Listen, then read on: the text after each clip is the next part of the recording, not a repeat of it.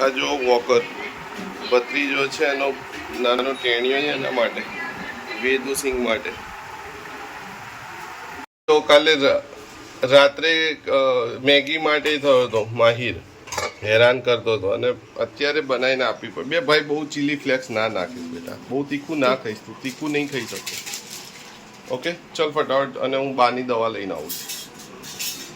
આ જો મારા મમ્મીની દવા શોધતા શોધતા મારા વાઈફે બતાવ્યું કે હોટલ સનસેટ ઇન, પછી કંઈ ના બતાવ્યું. મેં કીધું હવે બધા જ લઈને આવતા હોય છે, કેમ 4 સ્ટાર હોટલવાળા ચાર્જિસ બી વધુ લે. ફ્રેન્ડ્સ, મમ્મીની દવા જો કે નજીક જ મળે છે અને મારા મમ્મી સ્પેશિયલ આ જ કંપનીની હોય ને તો જ દવા પીવે છે. તમારે પણ એવું પ્રશ્ન થતા હશે કેમ? હા લો. જો હમણાં તો ચેસ રમ્યા છે પણ એની ઈચ્છા છે. હું બી નાનો હતો ને તો આવું જ કરતો, મારા મોટા ભાઈને જબરજસ્તી રમવાનું. પણ સારો પ્લેયર બન્યો હતો. ભાઈ તું બી બનજો જરા જોરદાર પ્લેયર. લગભગ હારવાનું નહીં કોઈ નાથી ચેસમાં, એ રીતનો પ્લેયર બન્યો. મોલુ માટે બનાવેલી મેગીનો ટેસ્ટ કરીએ. અને બીજું છે લંચમાં વાહ પીલી દાલ, બધાની ફેવરેટ છે ભાઈ. કઠોળ અમારા ઘરમાં બહુ ઓછા બનતા હોય મમ્મીના લીધે. મોલુ મમ્મી જઈ રહ્યા છે સાપુર, એ બી કામથી પણ, અને આ ગટુડાને એની ગિફ્ટ આપવા. તો તારે કંઈ કહેવાનું છે? લઈ જા નહીં ભાઈ, કંઈ કહેવાનું હોય તો બોલ જલ્દી. એમ નહીં, ગટુડા ને પેલાને આપવાનું છે તો ક્રિશિવ અને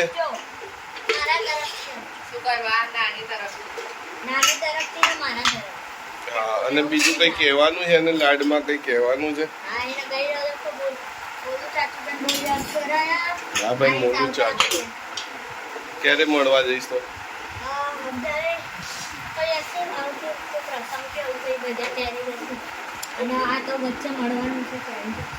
સારું સારું. મમ્મી એમ તો ફોટો વિડીયો મોકલશે એટલે સાંજે જોજો. ઓકે. તો મિત્રો આ છે મારું કામ અને મારું કમ્ફર્ટેબલ ઝોન. 24 અવર્સમાંથી સૌથી કમ્ફર્ટેબલ ઝોન કદાચ મારા માટે હશે અને દરેક માટે કદાચ બની શકે.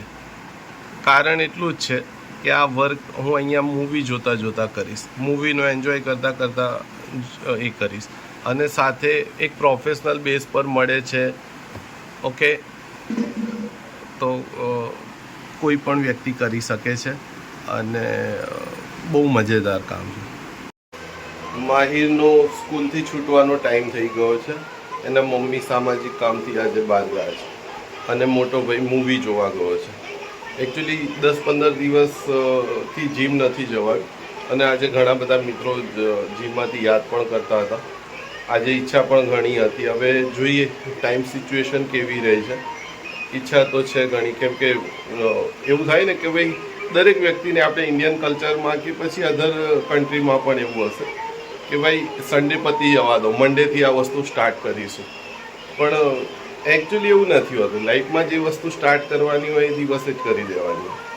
અને હા છે કે 10-15 દિવસથી એટલા માટે શરૂઆતમાં વરસાદ હતો અને પછી ઘરમાં કન્સ્ટ્રક્શનનું કામ. જો કન્સ્ટ્રક્શનનું કામ એવું હેડેકવાળું હોય છે ને કે તમે ત્યાં ના ઉભા રહો ને તો એ પ્રોબ્લેમવાળું જ આવે. એટલે એમાં ટાઈમ થોડો બગડ્યો. છતાં આજે પ્રયત્ન કરીશ. મમ્મીને ચા આપી દીધી છે એમને બનાવીને, અને જઉં છું હવે મોલુને સ્કૂલેથી લેવા. જો એના મમ્મી પહેલાં આવી જાય તો મારો ટાઈમ સચવાઈ જાય જીમ જવાનો. કેવું રહ્યું સ્કૂલમાં?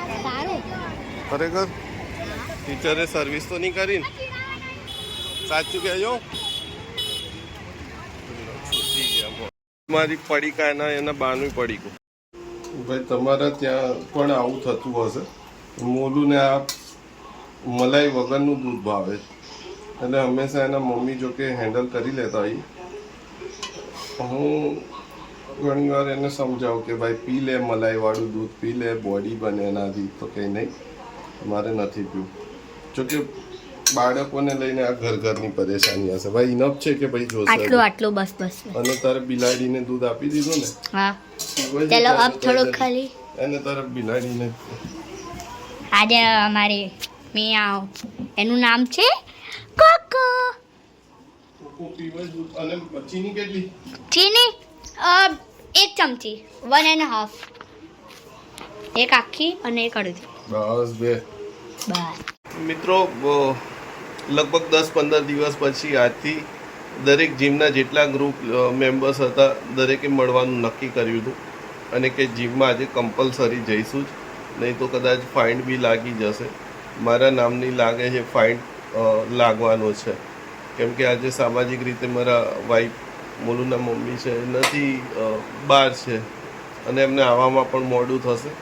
તો હવે જમવાનું પણ મારું જમવાનું તો ઠીક છે, હવે તૈયાર બી લાવી દઈએ, એનો ઇશ્યુ નથી. પણ ખાસ બાળકોને એકલા રાખીને જવાય અમે આજ સુધી નથી કર્યું, સાચું કહું તો. પછી કોઈ પણ આપણા બધા અમારું તો આખું સોસાયટી સગા સંબંધીઓનું છે, પણ કદાચ બહુ ઓછા વિચારો હશે જે પતિ પત્નીના અમારા કિસ્સાની વાત છે જેમાં મળતા હશે. એમાં એક વિચાર આ પણ છે કે બાળકોને ક્યાંય કોઈ ભરોસે રાખીને નહીં જવાનું. દુનિયાનું ગમે તેવું ઇમ્પોર્ટન્ટ કામ તમે સાઈડમાં રાખી શકો, પતિ અથવા પત્નીમાંથી બેમાંથી એક કમ્પલસરી હોવું જોઈએ. ઇવન મારા મોટા સનની બી વાત કરું ને તો, કેમ કે છોકરાઓના વિચાર પ્રમાણે મને ખબર છે કે શું પરિસ્થિતિ હોય છે. હું પણ મારા સિસ્ટર યા ભાભી કે કોઈ ઘરના અન્ય કોઈ મૂકવા આવતા ત્યારે એક ટીનેજર લાઈફમાં ધીરે ધીરે પહોંચીએ છીએ ત્યારે કહેતો કે હવે હું મારા મિત્રો જોડે જઈશ. તો એ રીતે મારા વાઈફને પણ એટલે મોટો સન છે એના મમ્મીને કહે કે મમ્મી હવે હું મારા મિત્રો જોડે જઈશ, હવે મને સાયકલ ફાવે છે. મોલુની સ્કૂલ હમણાં જ મેં વિડીયોમાં બતાવી કે એનો મોટો ભાઈ પણ ત્યાં જ હતો, મેઇન રોડ ઉપર છે. એટલે એના મમ્મી હંમેશા ડરતા કે ભાઈ મેઇન રોડ ઉપર છે, અકસ્માતના બનાવો બને છે. અને ક્યારેય પણ ઘણીવાર એવું થાય કે પોતે કંટાળી જઈએ પતિ પત્ની, બાળકને દરરોજ લેવા મૂકવા જવું કમ્પલસરી. અને હું કદાચ ક્યારેક ગુસ્સામાં હોય તો કંઈ પણ દઉં કે સારું આપણે વાનમાં મોકલીશું, પણ મારા વાઈફ તરફથી હંમેશા હોય કે નહીં આપણે વાનમાં નથી મોકલવાનું, આપણે જાતે જ લેવા મૂકવા જઈશું, તમારી પાસે સમય ના હોય તો કંઈ નથી, હું જઈશ, હંમેશા એવું કહેતી. અને એ બાબત એપ્રિશિએટ છે. તમે જોતા હશો કે કેટલા બધા બનાવો બને છે જીવનમાં, હે ને. આપણે ન્યૂઝમાં જોઈએ કે બાળકોને જ્યારે વાનવાળા મૂકવા આવે ને એ વિડીયો પણ નથી જોઈ શકતા આપણે. બાળકને મૂકીને જાય છે, રસ્તો ક્રોસ કરતું બાળક અકસ્માતનો ભોગ બને છે. એટલે એ ઓપ્શન્સ અમારા કિસ્સામાં નથી રાખ્યો. ઇવન તો મને યાદ છે કે મારો મોટો જે સન છે 11માં 12મા સુધી, 12મામાંથી કદાચ એના મમ્મી એને સાયકલ વ્હીકલ ને આ તે બંને વ્હીકલ પણ કમ્પલસરી એને પહેલાં જાતે લાઇસન્સ કઢાવ્યું.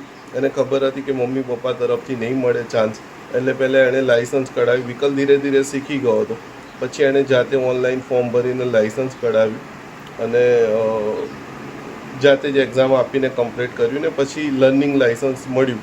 પછી એના મમ્મી વ્હીકલ આપવા લાગ્યા. ત્યાં સુધી મને યાદ છે કે કેમ કે એક ટીનેજર લાઈફમાં મારી સાથે પણ એવું થતું હતું અને હું પણ ટાળતો કે નહીં હવે ધીરે ધીરે મોટા થઈ ગયા. એક ટીનેજરમાં જ બાળક કહેવા લાગે છે કે આઈ એમ નોટ કિડ્સ, હે ને, કે હવે હું બાળક નથી રહ્યો એમ. હું મારા મિત્રો, કેમ કે ઘણા બધા મિત્રો એ રીતે વ્હીકલ લઈને આવતા હોય, સાયકલ લઈને આવતા હોય, જાતે સ્કૂલમાં બસમાં કે ચાલતા આવતા હોય, તો આપણું બાળક પણ જીદ કરે. પણ દરેક જીદ બાળકની સ્વીકારી હશે મારા વાઈફે, પણ સ્કૂલે મૂકવા બાબતની જે જીદ છે એ ક્યારેય નથી સ્વીકારી. એટલે એક બાળકને કર્યું ને એટલે બીજાને તો કમ્પલસરી ખ્યાલ આવી જાય કે મારા મમ્મી આ બાબતથી નહીં ચલાવી લે. તો ક્યાંક ને ક્યાંક બાબત સારી પણ છે. તમે અત્યારે જોઈએ છે પરિસ્થિતિને એ જોતાં એવું લાગે. અને આઈ થિંક એવું સજેશન કરીશ કે તકલીફ પડે છે, નો ડાઉટ તકલીફ પડે છે કે માતા પિતા કોઈ કે કમ્પલસરી જવું પડે, પણ કરવું જરૂરી છે જો બાળકને કોઈ પણ જાતની પ્રોબ્લેમ ના થાય તો. સાચી વાત કીધી ને. જો તમને મારી સલાહ સાચી લાગી હોય તો વિડીયો ફોરવર્ડ જરૂર કરજો. મ્યુઝિક સાંભળતા સાંભળતા, મ્યુઝિકનો આનંદ લેતા લેતા જમવાનું બનાવવામાં મજા આવે છે. તો મિત્રો સોંગ સાંભળતા સાંભળતા જમવાનું બનાવવાનું ચાલુ છે. અને એકચ્યુઅલી શું છે કે મને જ્યાદાતર જ્યારે મારે બનાવવાનું થાય ને ત્યારે હું નોનવેજ પર ટ્રાય કરું છું, એટલે એ શેર નથી કરતા રેસીપી. છતાં પણ કોઈને ગમતું હોય અને જોઈએ તો કમેન્ટ જરૂર કરજો, તો હું તમને લિંક કરી દઈશ. અને એ શીખતા પણ ટાઈમ લાગ્યો. કોઈ પણ વસ્તુ જીવનમાં તરત નથી શીખી શકાતી. રસ હોય, ઇન્ટરેસ્ટ હોય તો એ વસ્તુ ફાવે.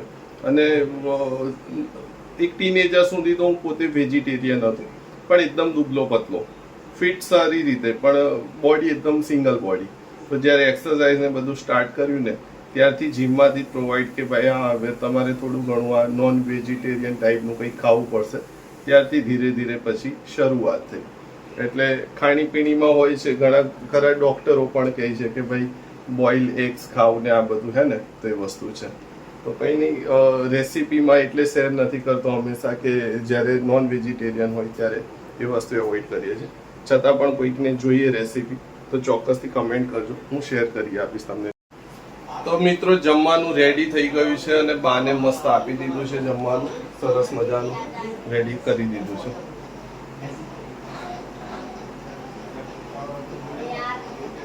કેવું જમવાનું બની ગયું? અરે વાહ, આવી ગયા તમે, સરસ. યસ, આવી ગયા. જો રેડી છે આજે મસ્ત ટેસ્ટી મારે. વાહ વાહ વાહ. હા, એક પ્રયત્ન કર્યો છે સારો એવો બનાવવાનો. અરે જોરદાર. અને આ વખતે ખાલી એક વસ્તુ છે કે નાના નાના વાસણોમાં બનાવ્યું, મને ભાઈ મોટા તપેલામાં, કેમ કે જ્યારે આવે ને તો એપ્રિશિએટ ની તો વાત ક્યાંય રહી, ઉલટાનું સાંભળવાનું થાય હર વખતે. આ વખતે નક્કી કર્યું કે ભાઈ મોસ્ટ વેલકમ.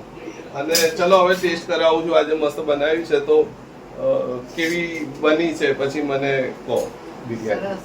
ઓકે, તમે બનાવી તો સરસ જ. હા મેં ટ્રાય કરી છે સારી બનાવવાની, અને લગભગ 1.5-2 કલાક લાગ્યું બનતા. મિત્રો ડિનર થોડું હેવી હતું તો પછી લાંબુ વોક, અને મજા આવે છે સાચું કહું પર્સનલી તો મને સાયકલિંગ અને વોકિંગ બંને. તો લાંબા સુધી વોકિંગ કર્યું, અને એ સાથે આજનો બ્લોગ અહીંયા પૂરું કરું છું. ગુડ નાઇટ, શુભ રાત્રિ દરેક મિત્રોને. ખુશ રહો, આનંદમાં રહો. બીજા દિવસે ફરીથી મળશું. અને જે રીતે યુટ્યુબમાં તમે લોકોએ સપોર્ટ કર્યો એ બદલ દરેક મિત્રોને થેન્ક યુ વેરી મચ.